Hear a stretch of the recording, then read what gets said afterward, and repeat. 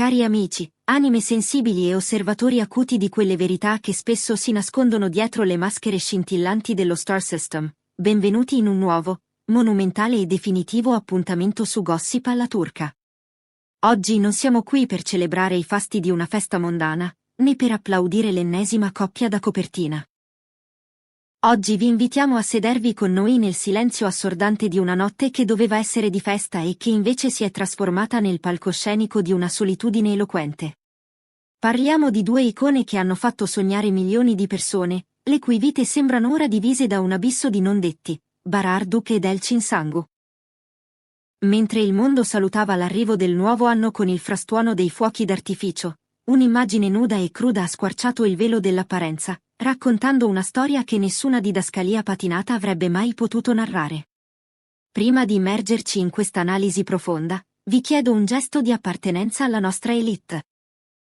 Se credete che le storie vere meritino di essere raccontate con rispetto e profondità, iscrivetevi subito al canale, attivate la campanella e, soprattutto, considerate l'idea di cliccare sul tasto Unisciti, Join. Diventare membri ufficiali della nostra famiglia vi permetterà di sostenere questo tipo di giornalismo narrativo e di accedere a contenuti esclusivi che il resto del mondo può solo immaginare. Siete pronti ad ascoltare il rumore di un cuore che sceglie il silenzio? Mentre il conto alla rovescia scandiva gli ultimi secondi dell'anno vecchio e i cieli di Istanbul si preparavano a esplodere in una sinfonia di luci e colori, l'aspettativa collettiva era palpabile. Tutti, dai fan più devoti ai cinici osservatori del gossip, erano certi che Barar sarebbe apparso incorniciato da luci scintillanti, circondato da risate cristalline, magari con un post romantico che avrebbe fatto battere i cuori per settimane. Era il copione non scritto ma atteso di ogni capodanno celebre. Invece, ciò che è emerso dalle nebbie digitali è stata un'immagine cruda, spoglia, quasi monastica nella sua essenzialità, Bar da solo in una palestra deserta, concentrato e implacabile, mentre spingeva pesi con una determinazione ferrea. Nessuna musica trionfale in sottofondo, nessun calice di champagne sollevato in un brindisi virtuale, nessun braccio morbido ed elegante che scivolava nell'inquadratura per suggerire una compagnia intima.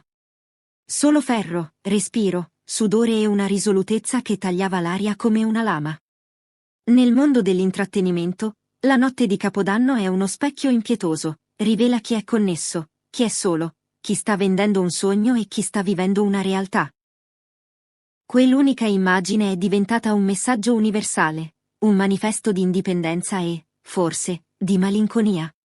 E la stanza virtuale, dove ci si aspettava un applauso scrosciante, è caduta in un silenzio attonito.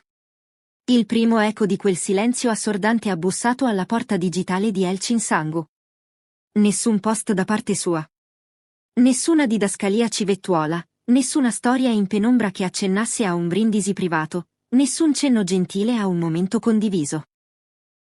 Non ha pubblicato nulla su di lui, nulla sulla notte, nulla di nulla. E improvvisamente, l'assenza di rumore è diventata più forte di qualsiasi canzone d'amore mai scritta. Era già finita, si è chiesto il pubblico, smarrito di fronte a quel vuoto. Questa separazione era forse più antica del ciclo stesso dei pettegolezzi che l'avevano preceduta? Negli angoli dove gli addetti ai lavori parlano con sospiri e sopracciglia alzate, il mormorio era preciso e tagliente. Questa non è stata una rottura improvvisa, è stata una dissolvenza, lenta e pulita, come il vapore che abbandona una finestra. La notte di Capodanno ha semplicemente reso impossibile continuare a fingere che il vetro non fosse trasparente.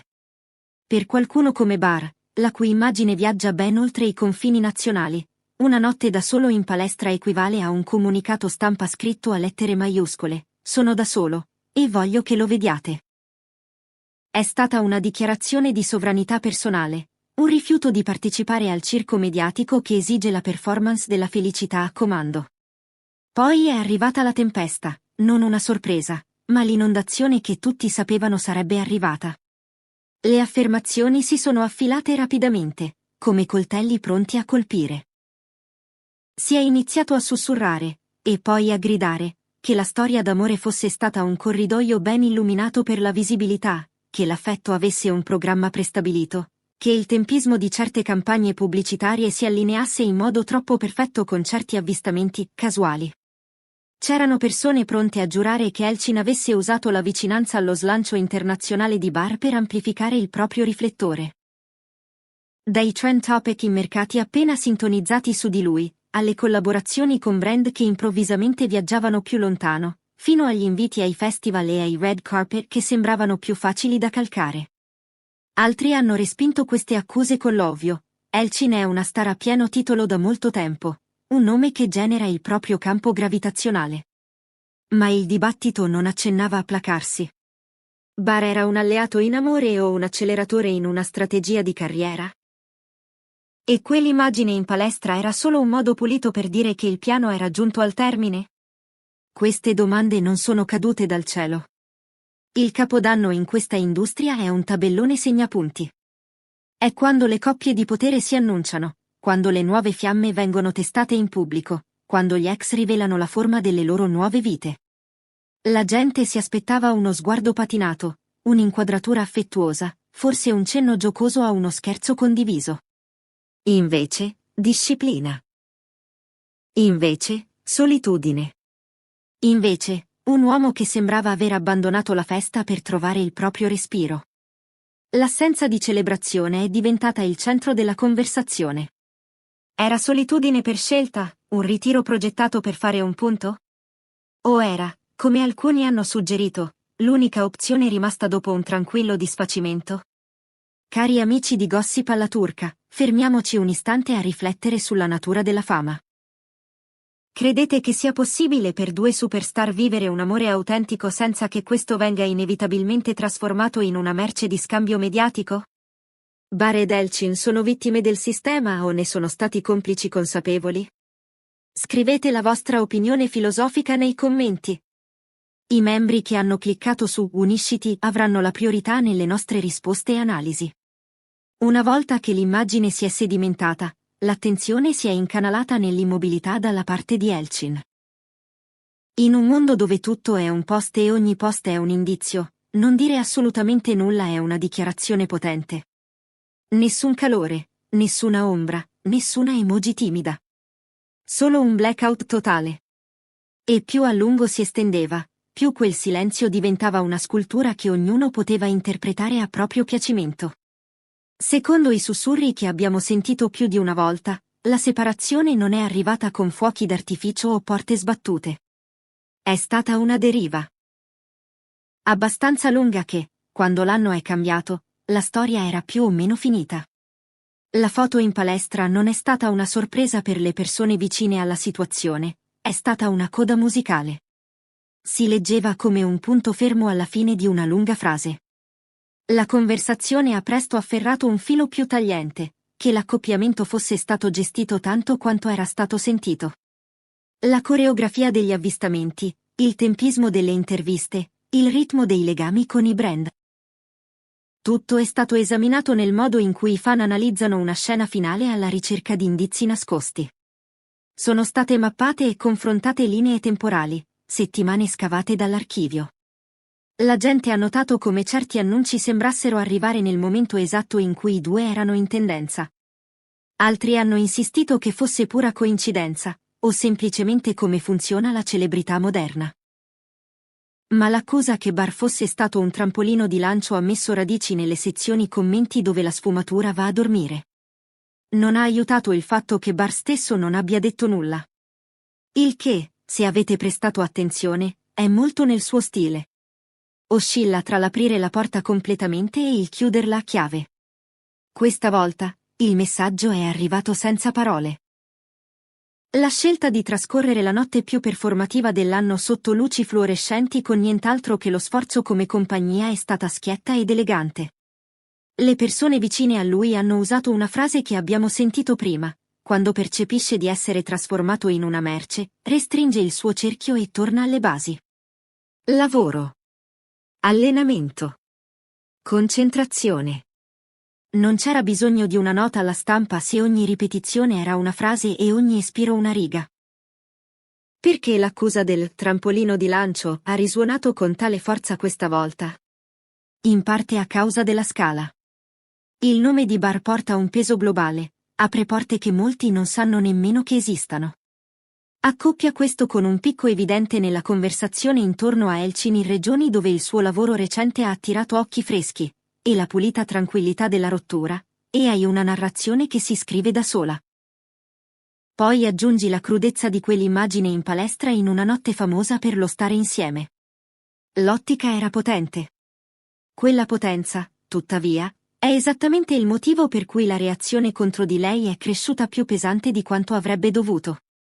C'è un modello lungo e stanco di giudicare l'ambizione di una donna come opportunismo. La critica spesso dimentica il corpo di lavoro, gli anni sui palcoscenici e sui set, la grinta che la fama cerca di nascondere.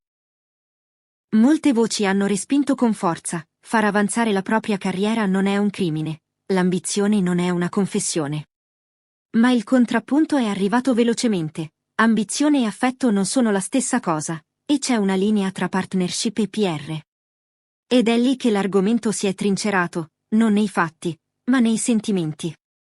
Nel mezzo di tutto questo, una verità su Bar è rimasta costante. Dopo le rotture, torna alla routine. Lo vedi ogni volta. Le ore ritagliate per l'allenamento, i viaggi che sono in realtà una ricerca di concentrazione, il desiderio di costruire piuttosto che spiegare. Quindi un capodanno circondato da piastre e bilancieri invece che da amici e musica? Si adatta perfettamente al suo schema. Solo che questa volta, il tempismo ha trasformato un'abitudine in un titolo di giornale.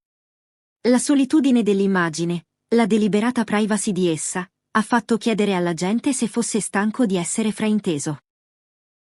Non c'era didascalia, ma si leggeva come una sfida: interpretate questo come volete, sono in pace con la versione che sto vivendo.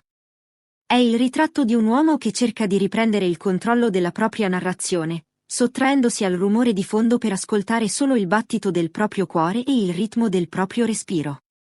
E che dire della storia d'amore stessa? Alla fine, potrebbe essere archiviata con un punto interrogativo piuttosto che con un punto fermo. Era un amore che è arrivato piano ed è andato via più silenziosamente? O le telecamere e i calendari hanno giocato un ruolo troppo grande nella storia che è stata mostrata alla gente? Forse era una fiamma reale che ha anche scaldato alcuni momenti convenienti. Forse erano due carriere che orbitavano l'una intorno all'altra con affetto genuino e benefici pratici. Ciò che è certo è che il finale, comunque sia avvenuto, ha lasciato spazi vuoti che hanno invitato tutti gli altri a riempirli. Questa è la cosa delle storie di celebrità: il silenzio è ossigeno, e la speculazione è fuoco. Le linee si sono indurite in fazioni. Un campo ha insistito sul fatto che Bar fosse stato usato, che la macchina della fama lo avesse trasformato in un ponte che altri erano troppo ansiosi di attraversare. L'altro ha insistito sul fatto che questo era solo un altro giro di punizione per una donna per essere visibile e strategica, come se gli uomini non facessero la stessa cosa e venissero elogiati per questo. Da qualche parte nel mezzo giaceva la verità che nessuna delle due parti poteva rivendicare: una relazione che era abbastanza reale da commuovere le persone e abbastanza complicata da alimentare 100 letture diverse. Quindi siamo rimasti con un'immagine che non svanirà rapidamente. Bar in palestra, l'orologio che si piega in un nuovo anno, l'aria frizzante di sforzo, la telecamera che cattura non un trucco da festa ma un principio. E dall'altra parte, il silenzio di Elchin che si estende come una tenda che un giorno potrebbe alzarsi, o potrebbe semplicemente continuare a ondeggiare. Se c'è una lezione qui, è semplice. In questo mondo, il tempismo racconta le proprie storie, e l'assenza di un post può essere più forte di 1000 immagini. Ciò che alcuni chiamano prova è spesso umore travestito da evidenza. Ciò che alcuni chiamano strategia può anche essere due persone che traggono il meglio da una realtà rara e complicata. Eppure, l'eco rimane. Era amore? Era leva? O era qualcosa che si rifiuta di rientrare in nessuna delle due scatole? L'ampiezza della notte di Capodanno ha trasformato una decisione privata in uno specchio pubblico, e tutti si sono precipitati a vedersi in esso. Forse è per questo che questa particolare storia non si calmerà presto. Non riguarda solo loro. Riguarda come decidiamo chi merita tenerezza e chi merita sospetto, chi ottiene grazia e chi viene trascinato, chi riesce ad allontanarsi senza spiegare, e chi deve difendere ogni respiro. Nel frattempo, l'orologio va avanti. I progetti debutteranno. I palcoscenici si illumineranno. Le campagne dei brand verranno lanciate con tempismo perfetto e lucentezza immacolata. Bar continuerà a presentarsi al lavoro che lo ha sempre stabilizzato. Elchin sceglierà in quali conversazioni entrare e quali lasciare in attesa. E la storia che pensiamo di conoscere continuerà a cambiare forma con ogni nuova immagine, ogni silenzio, ogni voce che arriva tardi e se ne va troppo presto.